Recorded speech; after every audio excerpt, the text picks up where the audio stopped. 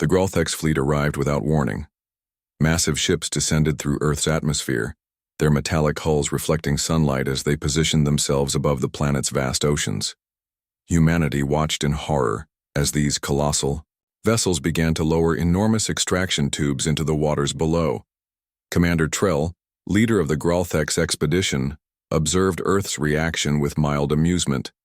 The primitive species had put up minimal resistance, just as expected. Their military forces were scattered and disorganized, their weapons ineffective against Gralthex shielding technology. "Begin extraction procedures," Trell ordered, his 4 eyes blinking in sequence. "Our surveys indicate these oceans contain sufficient resources to fuel our homeworld for 3 cycles. The natives appear to understand our superiority." The Gralthex had conquered 17 worlds using the same approach. Their technology allowed them to extract water, minerals, and organic matter from planetary oceans with ruthless efficiency. Most species surrendered when they realized resistance was futile. The Gralthex never took all of a planet's water, just enough to leave the inhabitants desperate and compliant. Far below, on a weathered fishing boat off the coast of Maine, Jack Miller frowned at the massive ship hovering above the Atlantic. 62 years old with weathered skin and calloused hands, Jack had spent his entire life on these waters. 5 generations of Millers had fished these seas, understanding its moods and secrets in ways no satellite or scientific instrument could match. "They think they know our oceans," Jack muttered, watching as the alien vessel's extraction tube disturbed the water's surface. "They don't know a damn thing." The old fisherman had noticed something the aliens hadn't: the sudden change in water temperature, the unusual current patterns, the migration of deep-sea creatures toward the surface. Jack had observed these signs before, typically before massive storms. But this was different. The ocean was responding to the invasion. Jack reached for his ancient radio. The military had established an emergency channel, but most communications were chaotic and unhelpful. Finally, he connected with Dr. Eleanor Wells at the Coastal Research Institute. "Dr. Wells, it's Jack Miller. You need to hear this." Eleanor had worked with local fishermen for decades, valuing their practical knowledge as much as her scientific data. Unlike her colleagues who dismissed Jack's observations as superstition, she listened. "The extraction is disrupting the Gulf Stream," Jack explained. "But there's something else happening. The ocean, it's reacting." Eleanor's instruments were detecting anomalies, unusual pressure changes, unexpected temperature fluctuations. The aliens' extraction was having unforeseen consequences.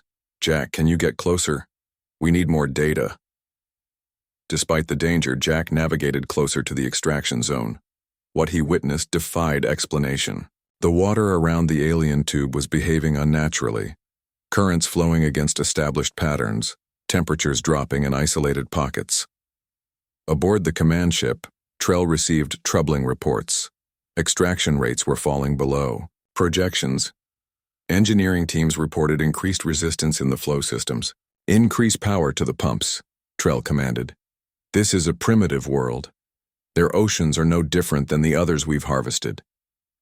But Earth's oceans were different.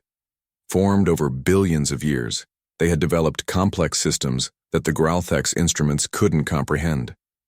The planet's waters were an intricate network of currents, temperature gradients, and chemical compositions that functioned almost like a living organism. Jack continued sending observations to Eleanor, who worked frantically with international scientists to understand what was happening. The data revealed something astonishing. The disruption of the ocean's natural flows was creating a cascade effect, generating powerful countercurrents directly beneath the alien vessels. 3 days into the extraction, the first Gralthex ship encountered problems. Its tube began to vibrate as water rushed upward with unexpected force. Engineers struggled to maintain control as pressure built beyond sustainable levels. "Shut it down," Trell ordered, but it was too late. The extraction system ruptured, seawater surging into the ship with devastating force. The vessel listed dangerously before emergency protocols ejected the damaged components. From his boat, Jack watched with grim satisfaction. "The ocean doesn't surrender," he said into his radio. "It adapts." Eleanor relayed Jack's insights to military strategists. If they could amplify what was naturally occurring, they might have a defense. Using underwater drones and submarines, they began strategically disrupting currents around the remaining extraction points, following Jack's guidance on timing and placement. The Gralthecs, confident in their technological superiority, failed to recognize the threat until multiple ships reported critical malfunctions. Their extraction algorithms, tested on numerous worlds, couldn't account for Earth's uniquely dynamic ocean systems. Trell faced a difficult decision as more vessels reported failures. The extraction was yielding less than 40% of projected resources, with 3 ships already severely damaged. "This is impossible," Trell muttered. "These are just primitive waters." The final blow came when a massive countercurrent, amplified by human intervention at Jack's direction, surged up through 6 extraction tubes simultaneously. The resulting backflow crippled the remaining vessels, flooding critical systems and forcing an emergency shutdown. 7 days after they arrived, the Gralthecs fleet retreated. Their technology, designed to dominate water-rich worlds throughout the galaxy, had been defeated by Earth's oceans and the humans who truly understood them. In the aftermath, Jack's fishing boat became an unlikely site for scientific research. Eleanor and international teams studied his observations, recognizing that humanity's relationship with Earth's waters ran deeper than they had realized. "How did you know?" Eleanor asked him one evening, as they watched the sunset over now peaceful waters. Jack shrugged. "When you've spent your life listening to the ocean, you learn it has its own voice. Those aliens treated it like it was just water. It's never just water."